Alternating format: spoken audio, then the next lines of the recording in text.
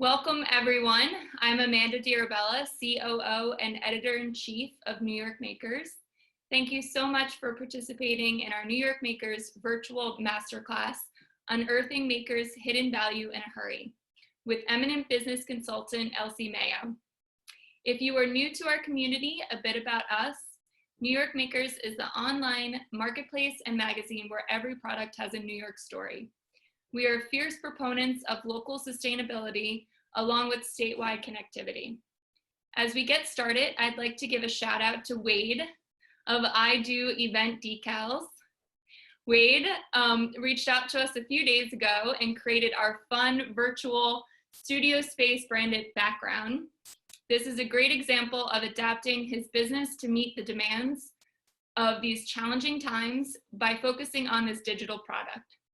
We love it. Thank you, Wade. And I will be sure to type his contact information in our meeting chat room in case you would like to get in touch with him.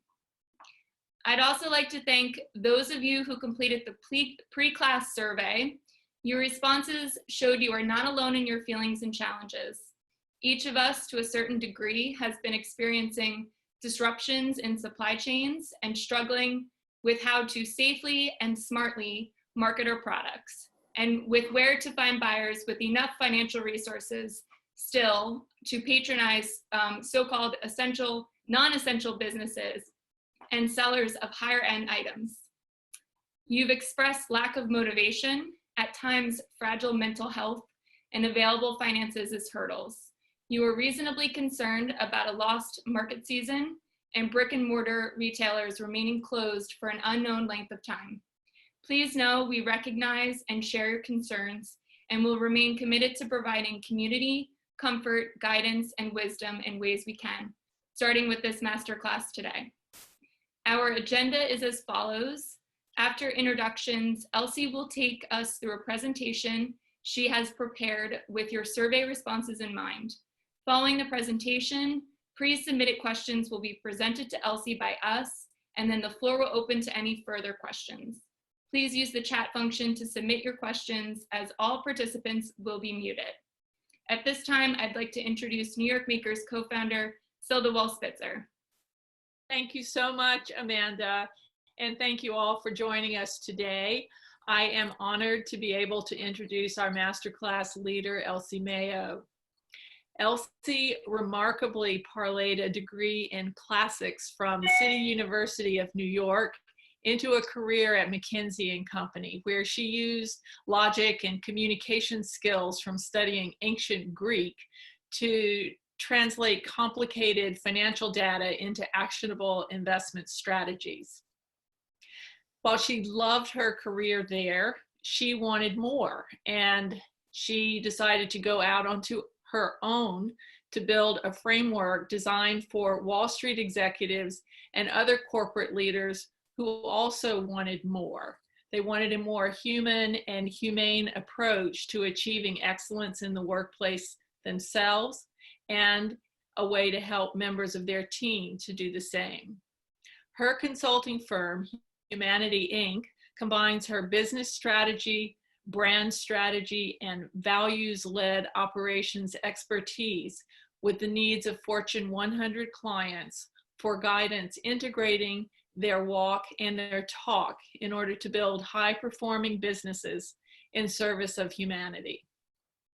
In this moment, she's using her years navigating the corporate jungle to help CEOs, thought leaders, and creative entrepreneurs find their way through the unprecedented time of individual and world disruption in which we find ourselves. Elsie generously offered to conduct this class with you, in part because even though she typically works with people in large companies, she herself identifies with small local makers in a very personal way. I've asked her to lead off this class by sharing her maker story. Elsie, please take it away.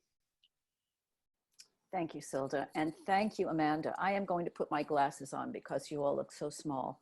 I'm going to like to see your faces. Yes, well, I'd just like to start and say thank you all for being here. And I'd take a moment just to connect with you and acknowledge that we are all in the midst of an extraordinary time. In the big picture, and personally, I'm sure each of you, as I am, is challenged day to day, moment to moment, from my living quarters to my interactions with clients to getting groceries without freaking out about what germs I'm bringing in with them, etc. So just want to acknowledge where you may be at and where I'm at as a starting point. And that's what moved me to participate in this today. I felt there's something that I may be able to give, and I hope that you find this helpful. So my maker story. Well, I love that you told the story about my ancient Greek studies, because I don't get much opportunity to talk about that. But while I was going to college, I was a maker. I painted t-shirts, and I had a very limited repertoire. I hand painted the images from the cave at Lascaux and some flowers. And my sister, who had a fabulous shape, modeled them. Her then fiance took photos of them. And my mother made dolls, and I painted the face on the dolls for my mom. And then we would go out to these street fairs and sell our things. But I share this with you because maybe you are feeling the way that I did in those days, which was what I was offering in the quote unquote marketplace was really my heart and soul. I was just so delighted whenever anyone would walk over and admire or ask about the t-shirts or what they meant. And my whole family was involved in it. It was a celebration of who we were. And I can't say that we made a go of the business, but that really was besides the point for us. I have since then been friends with someone who has made quite a business of her crafts fair work, and we can talk about that later. She might be a very good person for you to have on one of these discussions, Silda and Amanda. And so I guess what I want to start with is what is exciting and relevant about where you all are at as makers is that the whole world is now questioning the value of what it does, how it's done it. Our incomes are pretty much diminished greatly or eliminated. We have the physical threat of being near each other, which has eliminated our proximity to each other. On top of that is the economic impact of all of that, coupled with oil disruption, et cetera. And then on top of that, in a context of climate change. So that could sound like bad news unless you are looking at, unless you're welcoming change. And I would like you to know that I think makers are in a unique position now, given the momentum of certain change and how it fits with who you are and your assets. And one of your main assets is the care, is the caring that is in your offerings. And that's exactly what has been missing in the business model. The business model that's gotten us to the point where inequality in income is just, it's just at the breaking point. Not caring about the ecosystems, the natural ecosystems.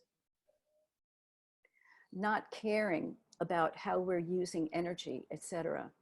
And the good news is that there is a counter movement, and you're probably aware of it. And that counter movement is something that requires care. And you all trade in that currency. So as I understand what makers do, is makers put a lot of care in what they do. And when someone buys one of the things that you have created, you're trading in the currency of care. They're buying something that's functional, sure. I mean, maybe it's a button or it's a, you know, some beautiful vase or something like that. It's functional. But what they're cherishing is what you cherish, your care and your creativity. That's what they're paying a premium for. And when they give that as a gift to someone else, the care that came from your heart is the currency that is then being translated into the specialness that that person feels for the person they're giving a gift to.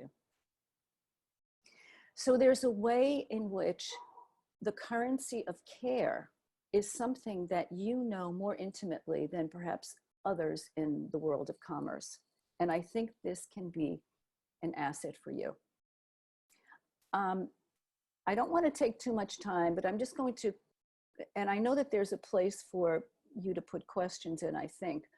So I don't want to go off on a tangent that you're not interested in, but as Silda mentioned, I will share my screen, show you a few tools that I think might be helpful as we have this conversation.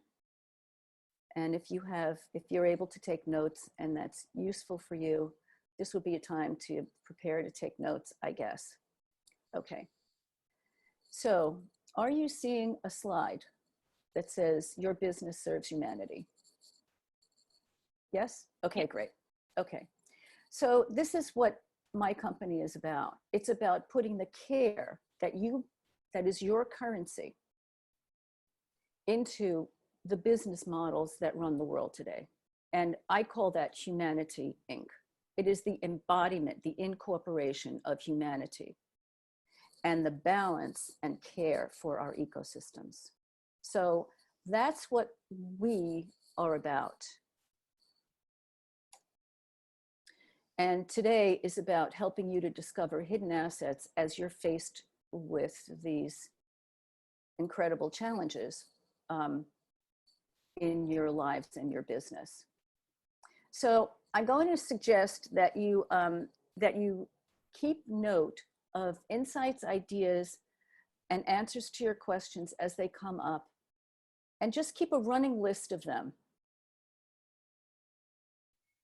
so that you could stay with the conversation. And then later, rather than have that be another source of anxiety, like, what do? I see all these options, now I'm confused.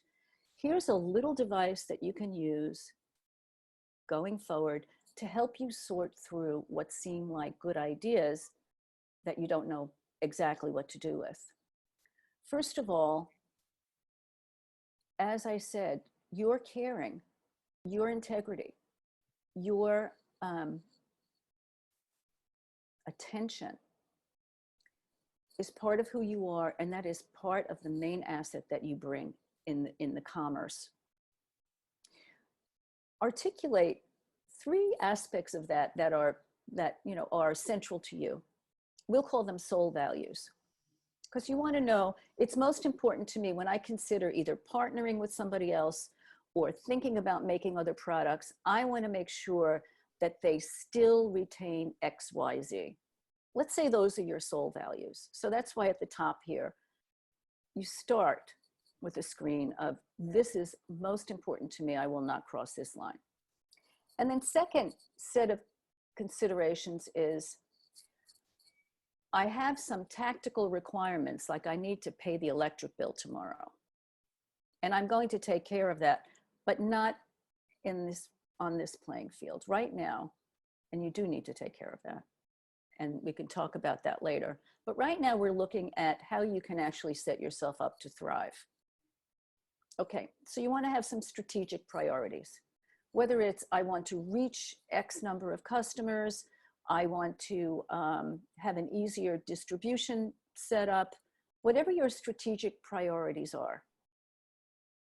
I want more time for myself so I can continue to meditate every day. So those are the items to fill up at the top. So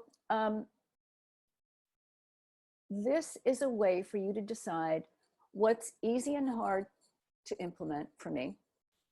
How hard is this to do? And that's what that vertical line is: easy, difficult, ease of implementation. And then you look at it against, all right, but how important is it? What value will it have for my strategic priorities, for example? So this is a way for you to start to sort the choices that you will be developing over the coming hours, days, weeks, as you set yourself up to thrive. And this is an easy way to sort those choices. Okay? If you have questions, then I guess, Amanda, you're keeping track of questions, right? I am, yes. Okay, great. So just keep this in your pocket as we continue to talk about this. I'm showing you this just to let you know that you're in charge. You are in charge of your business. You are in charge of your life. There's a way for you to make sense of this. And this is what we use with big companies, small companies, and individuals, some of whom may even be on this call. Everything starts with the direction that you set. What do you need? What are your requirements, personally and as a business? What are your preferences? I'd rather not go online. I'd rather, not distribute retail, whatever they are. And then what are your assets? And assets are something that we'll talk about later, but they're not just inventory. You have intangible assets that actually are the way for you to leverage this problematic situation. What's the context in which you're going after those requirements? Number two, what are the emerging threats and opportunities? Well, right now the context is uncertainty. We don't know how long this physical distancing is going to last. We don't know how hard discretionary income is going to be hit. Therefore, my clients or customers' potential to buy what I've got, even though they'd love it, etc. So that's the context. Third, what are your values and aspirations of you and your ecosystem? Now, here's where we start to expand, because in this world that we're in, we have to do something different. Most of us. And then the question is, if we're going to do something different, what shall that be? I will posit to you that your core currency is your way through this, and it is caring and engaging with others in a manner that creates mutual value. And how do you start to think about that? Think about where you're doing that already. Think about your customers, your repeat customers, your suppliers. As a human being, we're thinking about it now with our neighbors, with our family. I'm looking at my community, trying to direct more business to my local community. This is the place where we can really grow. And the question about ecosystem is, well, you know who your customers and suppliers are now, but potentially who could they be? And what are their emerging needs? So that's number 4. And here's where you get to take caring to the next level and push your own comfort zone. And that is to stand in their shoes. I'm going to give you an example. Can you see me while I'm talking, or should I take this slide off? You can see me? I can see you, yes. Okay, great. So then I'm just going to leave this up here just because it's convenient, and you'll think about the steps for yourself. Think about this. Think about the person who has a facility where she brings rescued animals of all sorts. And how does she support that operation? With visitors. It's like, it's not a zoo, but it's a touring farm. So, and it's quite popular, and she loves it. The animals love it. The people love it. They get outdoors, etc. Everything's fine. And then all of a sudden, there's physical distancing. I won't call it social distancing, I'll call it physical distancing. They can't come there anymore. Just like you can't sell in your high season, spring, summer, fall, at your markets or at your crafts fairs. Can't do it, gone. What does she do? I'm going to hypothesize what she did. We know the outcome. She thought of her close relationships and the people who love coming to the farm. They love it not only because they like animals, they love her values of saving those animals. They love participating in that intangible care together. So she knows that. She knows they can't come there. And she thinks about them. What's their life like now? If they're lucky enough to have jobs, they're in these Zoom calls 8 hours a day, some of them. Now, we may be having a good time, but if you're in these calls for 8 hours a day, you're not having such a good time. So she thought, then she very wisely looked at, now, where are their budgets that might support anything I could do related to that? And she realized corporations have budgets, the corporations and businesses that have got employees on these calls. They obviously have sales budgets, et cetera. So you might have seen the article in the Business Insider, which was cited in the interview that I did on New York Maker's site, that they basically offered to have llamas and other animals make cameo appearances on these corporate webinars at $100 a pop. And it's thriving. Now, there was a leap that person made, and I'm saying this, asking you to take that leap right now and think about your trusted relationships, your trusted commercial relationship with your customers, and put yourself in their shoes, not in relation to your product. No, their lives. Feel their pain.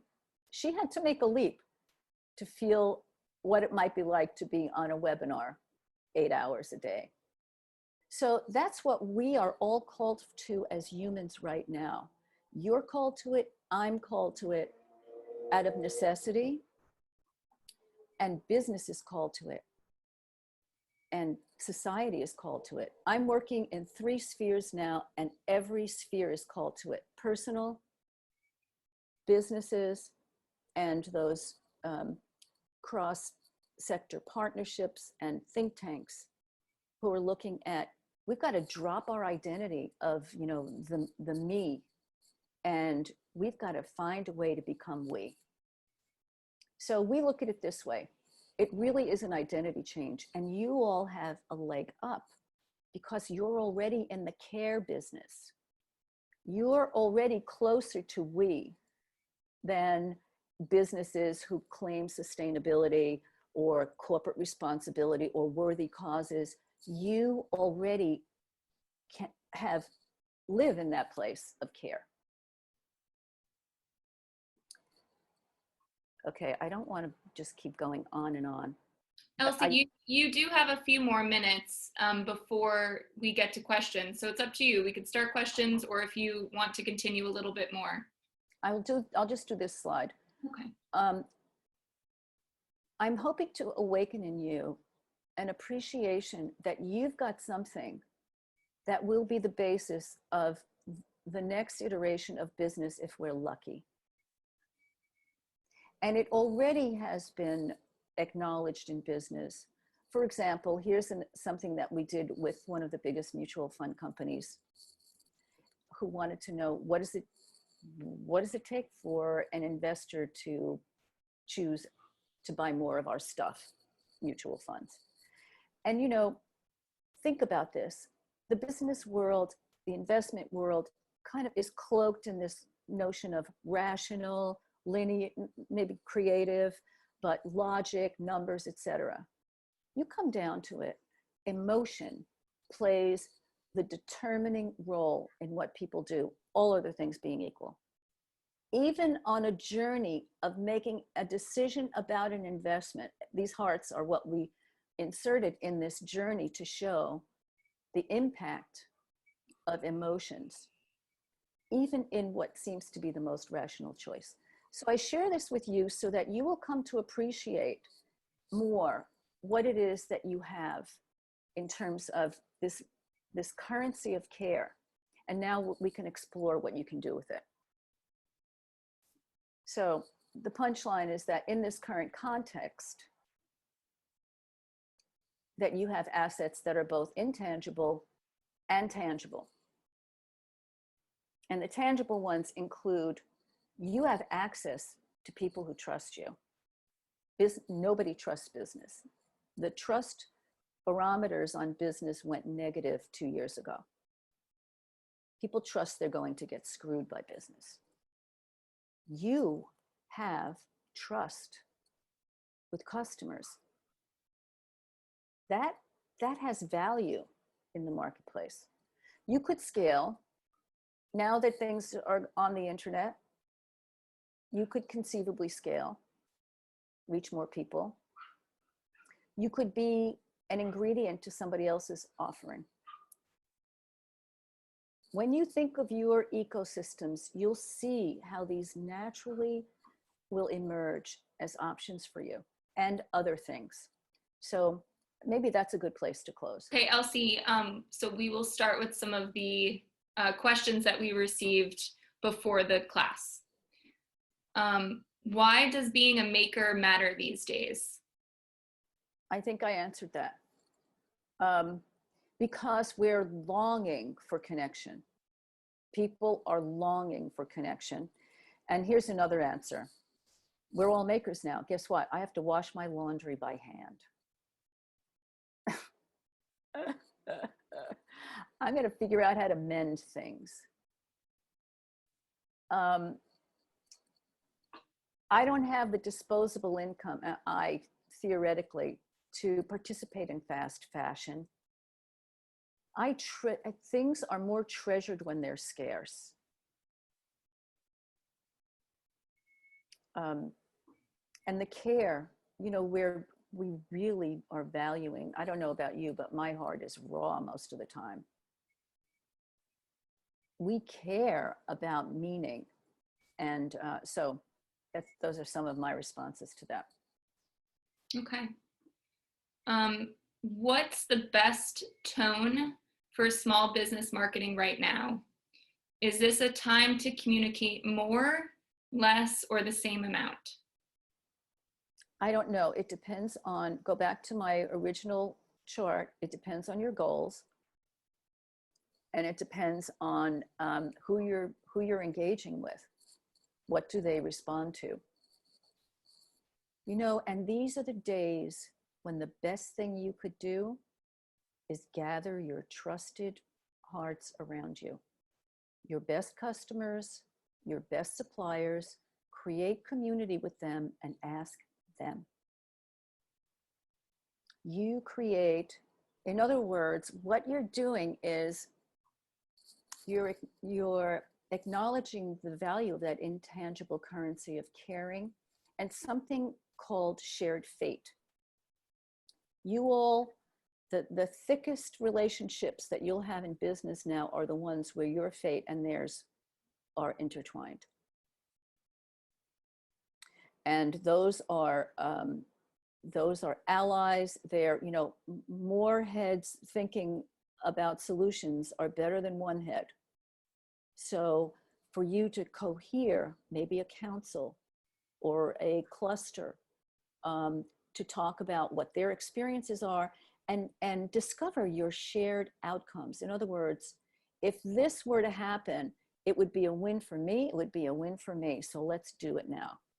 That's how you'll discover that. You will create teams among your, we call them thick we's. They're, you're a we with them, but it's thick because your fates are locked together. Could be you and your suppliers, for example. And then the opportunity is to actually, be creative and create shared destiny. Like you will have If you look at your values, at those top 3 values of yours, when you want to extend your reach into new customers, for example, follow the thread of your values. So you may be thinking about your customers and your access to them as being geographical, face-to-face selling at fairs or farmers markets, etc. You may see it as primarily geographical. I invite you to look at the world in another way and see that our hearts are actually connected through our shared values. There are organizations that are organized around values. Some, and they're just natural for makers, you know, biomimicry, the Bioneers. There are affinity groups, even in the investment community, as Silda knows, investment groups that are brought together around their shared values. If you share some of those values, sit in on those communities, rub shoulders with those communities. Those people also buy gifts and things. They'd prefer to buy them from someone whose values are aligned with theirs.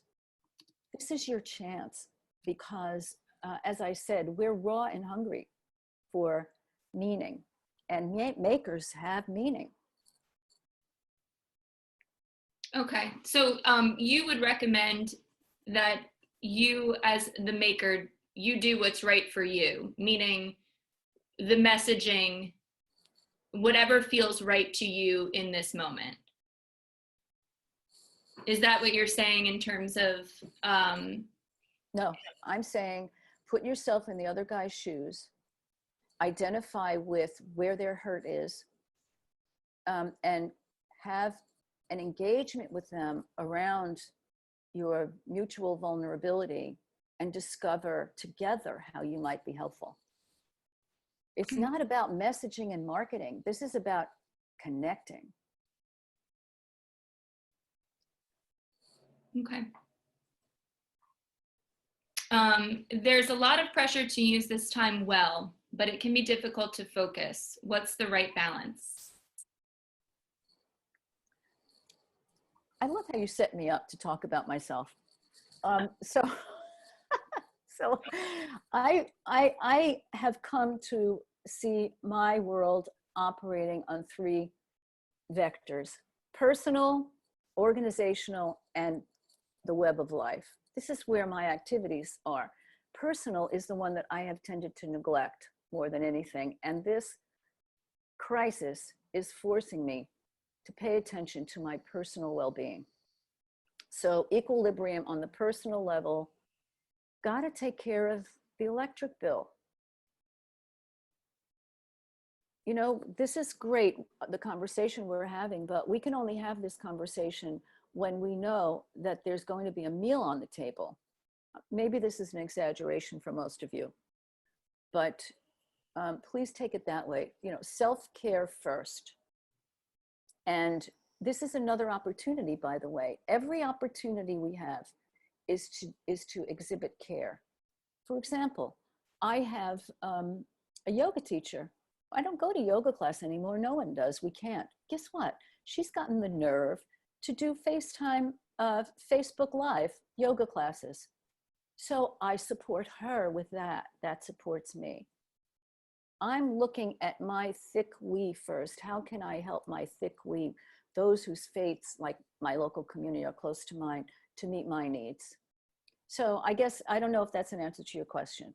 Personal, then think about your business, and then the world at large. Okay. Any tips for keeping in shape mentally and physically right now? I guess the yoga would be one tip. Any other wise advice? It's once again the ecosystem. You know, who's close to me that can participate with me, that we can form teams to support each other. It's a good exercise in finding a shared outcome. Like, you want to stay in shape, I want to stay in shape. Okay, it's a win for me if we have an appointment every day at 8 o'clock and do meditation together. So again, for me, it's through what comes natural to you all, the currency of care in community. That's what's been working for me. Great. I am finding that I need to create marketing for a new product. In the past, I would be testing pricing and interest for months. But now with my events business on pause, I need to fast track the few new ideas I have. What are the best practices for streamlining the process of bringing new products to the market? Collaborating on the conception of it, on the testing, being inclusive, and creating community around it, as we talked about. Great. Stay authentic. Stay close to the caring. All right. I think there's some more questions. Yes, if anyone has any more questions, keep them coming. This is great. Okay, so let me just kind of weed through a couple of these. Does anybody have any insights they want to share? If anyone has any insights, Elsie was just saying, please, you could type them out into the chat. And then if you'd like to speak, I can unmute you, or you can unmute yourself, and we could go from there. Yeah, let them do that. Okay. Okay, so someone did, let's see.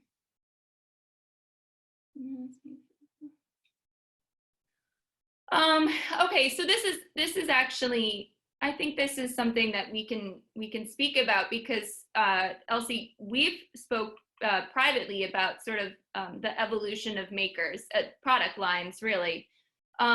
We've touched on, we are sort of scrambling right now because the products that we create are not necessarily, not all of us are not necessarily considered essential goods. So people may not buying them as much as they previously were. So going to that point, so someone mentioned filling the need of making masks and donating them to health facilities. That has been something that's been so amazing to see over the past few weeks. Makers have led that charge and have just done extraordinary things. And so someone had mentioned, now so many people are selling masks, and the price, the competing price is that their sales have dropped, which is understandable. So what would be some other examples, I guess, of ways in which makers can create a product that can help? Okay, so this is a great point. What makers did was they saw a need and they jumped in. Now it's time to look for the next need. So now there may be emergency needs that they will respond to, but again, this is about putting your empathy being on and seeing, look at your sickwees, the people who are close to you, who trust you, whom you have access to, and find out where their hurt is.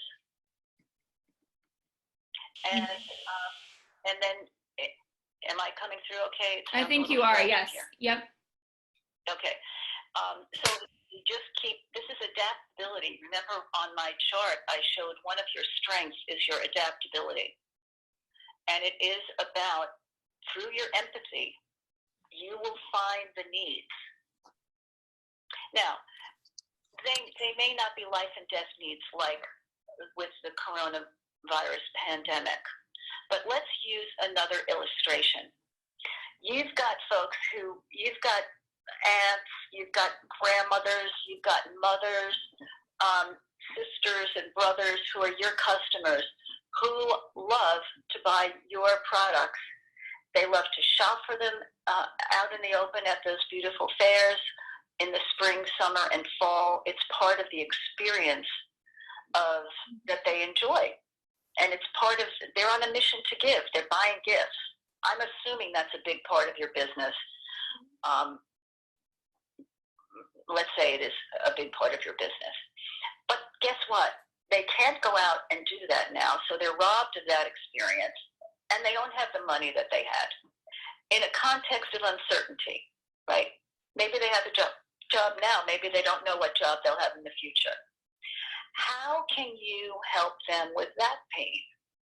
Because, you know, these are people who value giving things to people that have enduring value and meaning, and now they can't. How can you help them with that? Well, some ways might be, you know, and this is where I think of my friend Victoria, who built an incredible business selling at juried crafts fairs all her adult life. You feel their pain, you feel where their pocketbook is, what is their margin, the elasticity of their spending, and you meet it. So, for example, I'll talk about Victoria. She made the most incredible canvas bags from the 1970s through, I don't know, she retired 5-10 years ago. And I still have the bags that she made. That is the level of quality and timeless style of her bags. But guess what? There was a downturn in the economy at one point. It might have been the late 80s, I don't remember. And she found that the people who would buy a bag every year weren't buying a bag every year. They couldn't. So guess what she did? She saw that they wanted it. They wanted her quality. They wanted the care. They wanted her label. So she started selling pockets. Now, a bag came with this gorgeous pocket inside, finished with her brand label in it, gorgeous zippers. So they couldn't afford bags, so she started selling pockets, and they became one of the most stable sources of income for her. But that was because she put herself in the shoes of her customers, sensed what they wanted and needed, and made it easy for them to keep doing what they were doing. I don't know if that helps answering that question. I think that's great. We did have a question come through on email, so it's not in the chat, but I think this is a really great question. So Elsie, funding for makers can be challenging without the support of friends and family. Are there any avenues of investment or resources that you would recommend? Well, you know, I don't know. It depends on the size of your business. The notion, a new business model that feels really right for the time to me, and that we're testing out, in fact, with one of our offerings that's coming out, is by donation. Now, this is another example of the caring trust economy, where you put it out there and you trust that people will value what it is that you're offering, and they will return a fair exchange of currency. You could put it out there with so that's one business model to consider. That doesn't answer your question about investment, but it does also address the question about keeping your offerings affordable and living your values. So that's something for you to really take a good look at. I think that we're going to see more and more of that. But in terms of investment, you know, there's GoFundMe, there's Patreon, there's, you know, you can put a PayPal link on your sites. And then there are angel investors, you know, beyond family. There are groups of them. And, you know, maybe Silda and I can have a conversation about identifying some of them for you. Mm-hmm. And probably once you get beyond that, you'd need a business model, which is, you know, certainly doable. And, but, you know, you need to put together a business plan. And then, you know, the other thing is, if in terms of makers, I think often the size is so small that it's hard to attract investment. But this is where it's really important now to think back. This is a problem. Let's look at our core asset, caring, and our ecosystem. You know, you could consider putting together a platform, a business model that is a platform for complementary makers and or distributors, and get that funded so that it would have the kind of scale that would attract investors. These are some brainstorming ideas that can be developed further, but I hope that starts to give you some direction. Elsie, I wanted to touch on one thing because we have a couple minutes left, but I wanted to ask, and I'm going to check the chat just to see if anyone if you guys have any more questions, please send them through as we reach our final minutes. But you, me, and Silda discussed this a few days ago.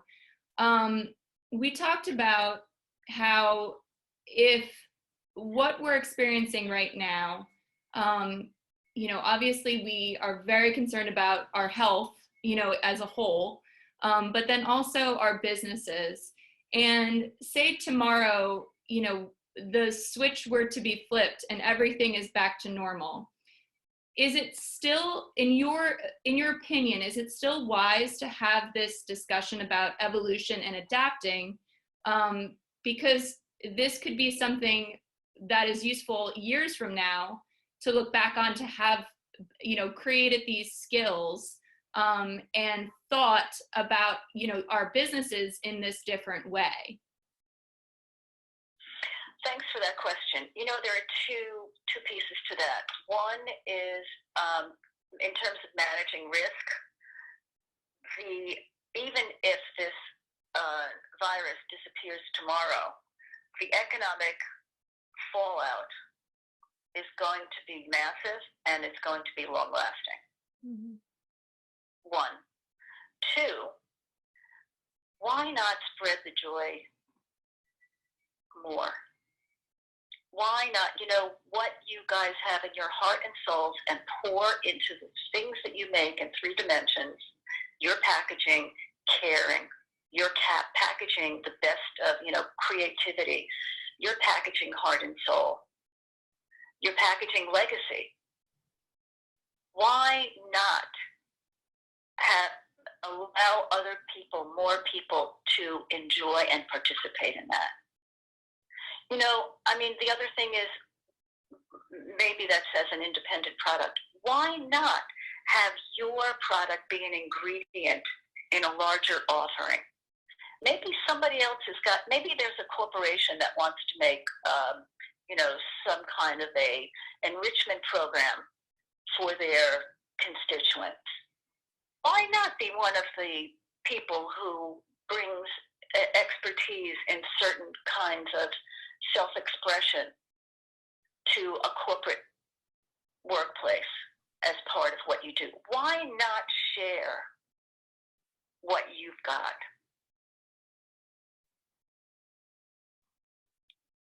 I think that's a wonderful thing. On a completely pragmatic note to add to, you know, what are the tools that you can use right now?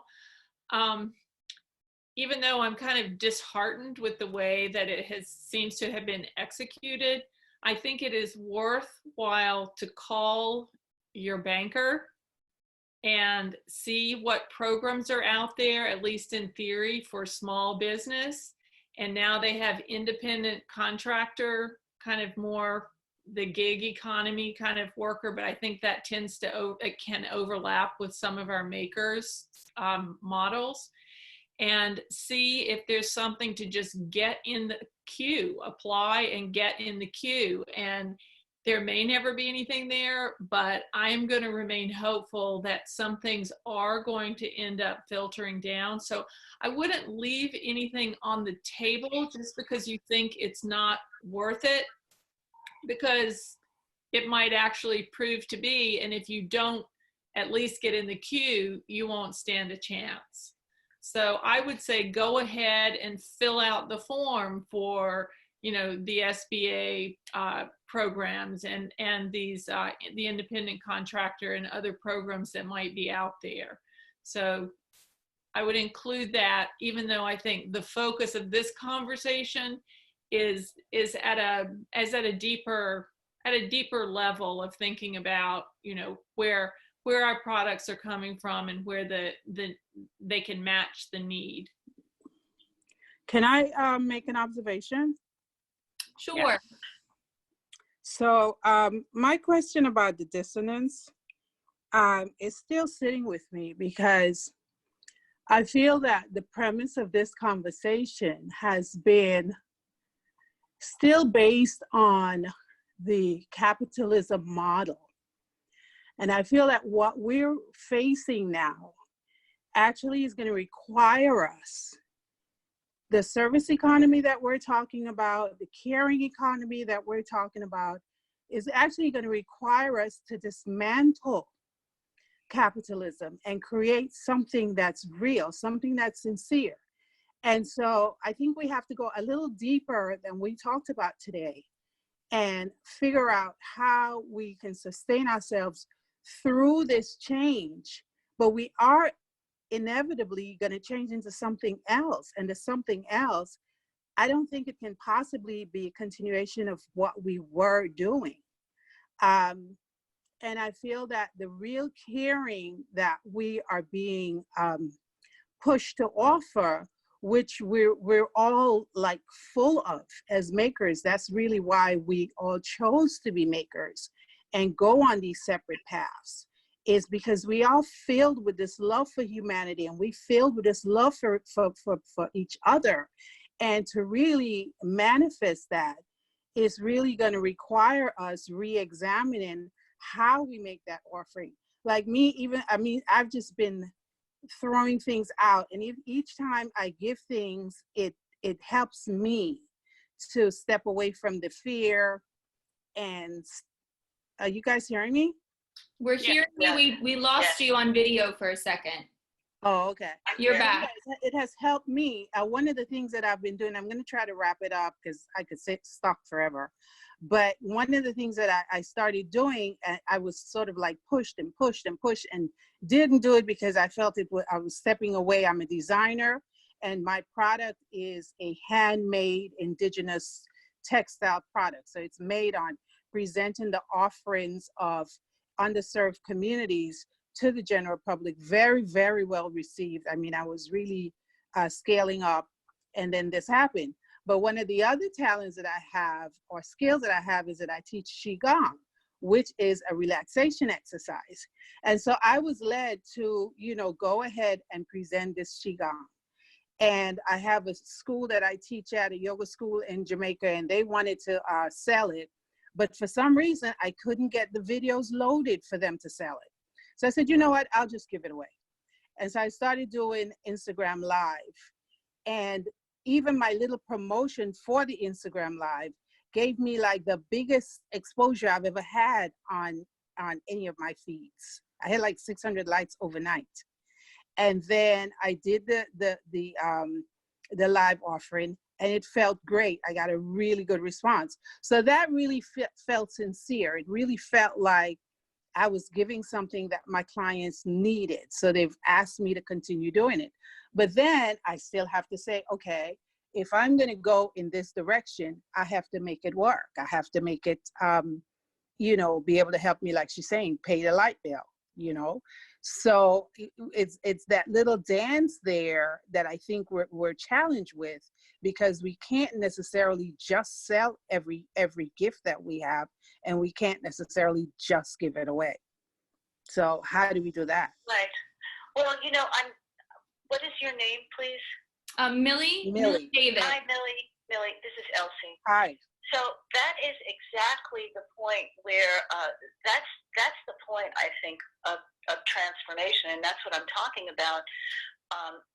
Letting people know that if they're inclined to give a donation, they would be supporting the ongoing impact of what whether these things that you're making, or this is the thing about the donation economy. Like you give generously, and you also give the opportunity to be supported. Okay. It's a very elegant line to be walking now, but notice a lot of people are doing that. And it's so empowering because the choice is in the receiver and the trust is in the giver. It's really beautiful. Okay. I like that. Thank you. Thank you. Okay, I think we have just a couple more minutes. Elsie, do you want to say any closing remarks before we kind of wrap everything up? And just note, everyone, we do not feel that this will be the last of this. We want to continue to get together. We may be social distancing, but I don't feel very distant from any of you. So we're all in the same boat. And I think just keeping the conversation going and keeping our spirits lifted as best as we can is probably the right path. So I will give it to Elsie for a second. Elsie, if you have anything to say, and then Silda and I will sort of wrap it up. I would like to say thank you to all of you. Bless you. And if you have further thoughts, insights, questions that you want to pursue, please share them with Amanda, and we'll put them together and find a way to address them. Great. Awesome. Thank you. Silda, I know you wanted to say one thing before we close. I did. I do want to thank you, Elsie, for so sensitively kind of shaping and generously leading this class, and thank each of you for participating. Like your businesses, New York Makers finds itself evolving to meet the needs of the time, and most importantly, the needs of our community. And so that community begins with you, the makers of New York. And this is the first class, as Amanda mentioned, that we've held, but we want to continue to do more to support learning and connectedness and your success as makers. So please do give us feedback on the class today. Let us know how we can better assist the maker community and you in endeavors as you're working through your own process of connecting and adapting and different things and needs that might come up to you. So then hopefully we would be able to help in some way through our platform. And then for everyone who did participate in the call today, I will send a follow-up survey, and then you'll also receive a recording of this class. And then we have some related articles and resources to share with you. One of our writers recently put together a list of resources. So this is related to the funding question. And then also there's a few other just sort of mental health resources as well. So we'll send that article around to everyone. And then, so just don't hesitate to reach out to me if you have any questions or collaboration ideas. And then if anyone is on this call today and we don't currently work with you on our marketplace, please get in touch with us and we could talk about that. And then, if you want to find out more, or if you want to speak with Elsie, or find out more about her consulting services, you can contact her at elsie@soulbranding.com. That's SOUL branding.com. And then with that, we look forward to adapting and moving ahead together. And everyone have a great rest of the day and stay well and healthy, and we will continue this conversation. Thank you, guys. Thank you. Thank you. Thank you. Thank you. Thank you, guys. Bye. Bye-bye.